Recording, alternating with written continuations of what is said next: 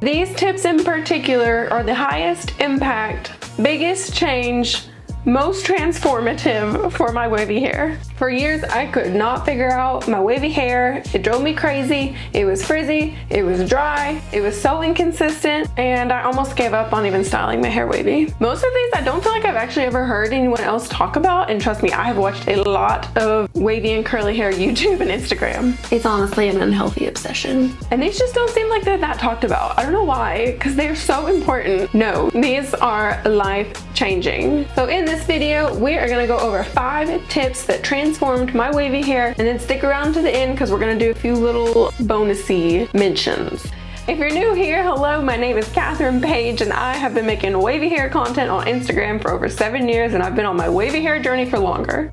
I talk about all things wavy hair, all kinds of wavy hair tips and tricks. If that's what you're into and you're frustrated with your wavy hair and you want to figure it out, hit subscribe. I plan on making tons more videos. If you want to find my wavy hair routine or product recommendations, I have videos on those below. Go over to my Instagram and give it a follow. I'm newer on TikTok, okay, we're getting there. There will be tons of good stuff on there. Enough yip yapping, let's get into the video. Number 1, you do not ever need to buy a leave-in conditioner because your rinse out conditioner can be used as a leave-in. So the real secret is when you apply your conditioner in the shower and once it's all detangled, you do not rinse all of it out. And I'm telling you, this sounds so simple, but it is the most underrated, underhyped up tip. This took me from years of dry, frizzy hair to hydrated, soft waves. This single thing alone solved so many of my problems because my hair was so dry. It's bleached, it's fine, it's really hard to moisturize it. Most masks and butters, oils, they weigh my hair down, but this. So the real secret is when you apply your conditioner in the shower, most of us are detangling in the shower, and once it's all detangled, you do not rinse all of it out. Nowadays, I probably rinse out like 50 to 75% of it, but it really doesn't matter. The goal is that it's supposed to be seaweed hair. So that just means that it's like slippery, it's smooth, I can easily run my fingers through it and it doesn't feel rough at all. Seaweed hair means your hair is hydrated. And I know we hear the terms like hydrated and moisturized a lot, but really when it comes down to it, we mean conditioned hair. Hair that is well conditioned with conditioner. I view this as like the foundation to my wavy hair routine, okay? That's how important it is. Hello, this is Editing Catherine. I just wanted to clarify that I do actually use leave-in conditioner sometimes. I either apply the leave-in conditioner in the shower or don't rinse out all of my regular conditioner, but it's either or, not both. Conditioner is probably my most favorite product type, and with that I'm also the most picky about it. I want my conditioner to not be good, it has to be great. Now that doesn't necessarily mean it has to be expensive, but it has to tick off a lot of boxes. One, of course, be lightweight but hydrating. It has to be able to easily detangle my hair in the shower. And if I'm gonna leave it in, it cannot weigh my hair down. So I'm very picky about these. Some of my favorite conditioners include the Matrix Biolage Conditioning Balm. That stuff is amazing. It is so hydrating. It's a little heavy, There's no oils or butters in it or anything, but it's still kind of heavy. And then probably my favorite drugstore recommendations would be the Not Your Mother's. I think it's the rice water line, the purple bottles. Also at Walmart, the Native conditioners. Those are extremely lightweight. They smell so good. They have amazing slip and they're very hydrating. At the drugstore, we also have the L'Oreal Everpure Clarifying Shampoo and Conditioner. Those are great. I used those in my last video. Also of note, I have an entire video on my favorite products, not only shampoo and conditioners, but all kinds of stylers, which will be linked below. So if you want to try out this hack, what I would do to start out is leave in more than you think. Go from too much and then work your way down as you try it. You'll probably be shocked at how much conditioner your hair can handle, because I sure was. My hair was crispy, okay? So start with too much and then work your way down. The next time you shower, do a little bit less, and if it still looks good, great. If it's still kind of weighed down, do a little bit less next time, until you kind of figure it out. This also comes with the caveat that this tip is really for people with dry hair. If your hair is not damaged, bleached, if it's really fine, you probably don't want to do this. But my hair, even though it's very fine, it is very easily weighed down. It's very dry, it's bleached, it's damaged, okay? And it works amazing for me. I've heard some people say that rinse out conditioners are not to be used as leave-ins, but I've been doing this for literally like 5 years now, and it works great on my hair. It works great for me, okay? If it don't work for everybody, that's fine. Okay, number 2. Understanding the difference between fine and coarse hair is way more important than understanding the difference between wavy and curly hair. Now I know I'm gonna like contradict myself because my thing is all like wavy hair specific, but hear me out. I find that the people who have fine curly hair, I do really well with their advice. I do not do really well with people who have thick, coarse hair, even if it's wavy. Now to clarify, when I'm talking about fine versus coarse hair, I'm literally talking about like the diameter, the actual like diameter of each hair strand. Some people have a larger diameter of their hair, and that is coarse hair. Some people have very small diameters, narrow diameter hair strands. So like each individual hair strand, and that is fine hair. There's medium too, of course. So like maybe if there's coarse, you know, medium and then fine. But fine hair is like super easily weighed down. So if you understand if your hair is coarse, medium, or fine, this is honestly gonna impact so much more things than if it's wavy versus curly. There's some people that get super stuck on like, oh, you don't have curly hair, it's wavy, like as if that's a bad thing. Like truly, it doesn't really matter that much, because in my day-to-day life, the products I pick, my styling methods I choose are more suited for fine hair. Fine hair is really gonna thrive on lightweight moisture, things like mousses, water-based serums, lighter weight gels. Coarse hair, they can handle a little bit heavier products, things like heavier creams, maybe thicker gels. Fine versus coarse hair determines a lot of product types. So this connects very strongly to my next point, and that is number 3, which is understanding lightweight versus heavy products. This is something like I didn't know for years, and I feel like it's more common sense now, but it definitely wasn't to me in the beginning. And just to prove my point, here is a video of the difference with my hair of light versus heavy products.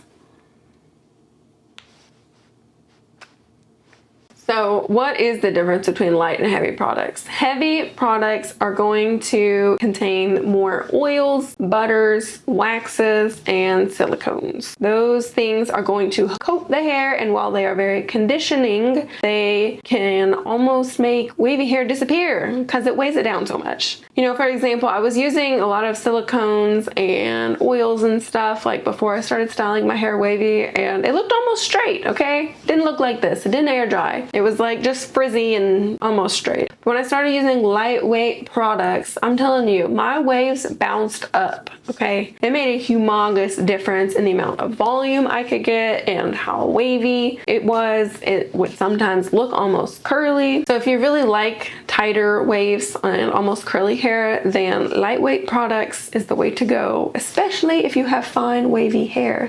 Lightweight products are usually water-based instead of oil-based, and they have a lot of water-soluble ingredients in them, things like glycerin and cetyl alcohol. I'm not like a die-hard silicone avoider, but in general, I try not to use a ton of silicones for this reason. But the same thing applies to oils and butters. Like I said, I'm not like a die-hard, but if a product has more than like 5 oils in it, I'm probably not going to use it. Especially if they're heavy. Heavy oils would be like coconut oil, olive oil, soybean oil. There are some lighter oils like argan oil and jojoba oil. These are just things to know. And this isn't to say too that you have to use only lightweight products or only heavy products. My hair does best with a slight mixture of the two. Like I want my conditioner to be lightweight, but if I'm using like a cream or a gel, I usually go for a little bit heavier one if I want more definition. It is going to define the waves more. Now, if I just want full on fluffy soft volume, then definitely just use lightweight products. Let me show you an example of using just a mousse on my hair because we get some volume, all right? if you've never paid attention to this concept before, I would highly recommend going and checking out what you have, looking at the ingredient list and seeing how many oils and butters you have in your products. Because if your wavy hair just doesn't want to bounce up for any reason, then that might be the cause of it. So, number 4, and this is the power of styling on soaking wet hair. Truly understanding like what it does to the result of your hair, like understanding what the method does to the result will really make a huge difference. When you style on soaking wet hair with wavy hair, it makes the waves clump together much more. This is like the #1 key to avoiding stringy hair. I'm telling you, my hair was so stringy. Oh my god, it drove me freaking crazy. And this isn't to like hate on damp styling at all. Damp styling works great for some people and all, but if you like a really clumped up, moisturized result, then this is what soaking wet styling is going to do for you. The point is just that you understand what the method is going to do to your result. Number 5, and last but definitely not least, understanding and experimenting with different application techniques. What do I mean by this? Okay, I'm telling you, I promise you, how you apply your products is just as much or more important than the actual products themselves. And I could convince you of this because let me show you what my hair looks like when I only rake on damp hair versus when I style on soaking wet hair and scrunch. And I'm not saying that you can only style on wet hair, but again, this is all about understanding different techniques. There's really no rules in wavy hair. It's not a right or a wrong, it's just what gives you the result that you're looking for. So here's what you're gonna do if you don't know what the heck you're doing with your wavy hair yet, or even if you just want to experiment a little. The main different application techniques are going to be, like we already talked about, styling on damp versus soaking wet hair. And then you're gonna have raking versus glazing. And then upside down versus right side up styling. Raking versus glazing. So raking would be like raking your products in. You probably, if you watch my Instagram videos, you'll see me all the time be like, and then I'll be like, so this is like raking your products in, and whereas like this is glazing it over the top, okay? When we do this, we're not gonna break up the curl clumps that we just worked so hard to make. And again, just understanding what the result gives you. And it varies too, okay? So like raking products in for me gives me stringy hair, like almost guaranteed.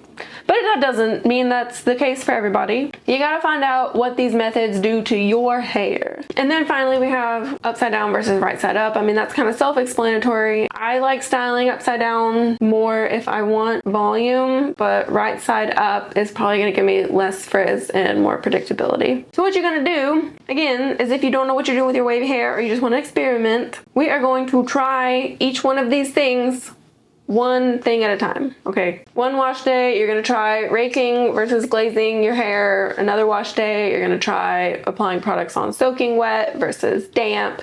And then another day, you're gonna do right side up versus upside down. And I know, obviously, yes, this is time consuming and requires a lot of trial and error, but do you wanna figure out your wavy hair? It just takes time, okay? I can't like sugarcoat that, I'm sorry. Now, if you really want to keep close track of what each method does to your hair, I would highly recommend using either an app or the photo album on your phone. At least on iPhones, there's like a little feature where you can make an album and then write little captions underneath. I did this for a really long time. There was an app, it doesn't even exist anymore. I think it's called Hair Days. I'll try and find another app that's similar. But anyways, underneath the caption, write what method you tried. If you want to put the products, go for it. How you dry your hair is another big thing. Air dry versus diffuse. There are literally just so many different techniques out there. Copying somebody else's routine will give you like kind of a starting point to work with about which methods you like versus don't like. But truly the best routine is going to be the one that you find by trial and error. So these were my life-changing wavy hair tips. If you apply all of these, you will have different wavy hair. You will have better wavy hair. We're gonna give an honorable mention to the more unsexy tips that actually did make a humongous difference, and that would be sleeping with a bonnet, not just a satin pillowcase. This protects your ends. I think there's nothing better for hair growth. Gentle detangling in the shower and how you detangle, starting from the bottom with conditioner. And the next most important product, in my opinion, behind conditioner is your gel or hold product. So mousse or gel, because that is really what's going to define your waves and help them to last. I would love to elaborate more on these. I honestly have tons more tips I've just like heard over the years that have helped me so much. Let me know if we need a part 2 for this video. But I'm telling you, you have to try these first. Like really give them a go, all right? You can't just be like willy-nilly about it. You actually really got to try these things. Because I'm telling you, I went from crusty, dry, unpredictable waves to bouncy, defined, moisturized waves that I actually enjoy living with. I hope these tips help. Let me know if you do try them out. If you want lots more wavy hair content, hit the subscribe button and I will see you next time.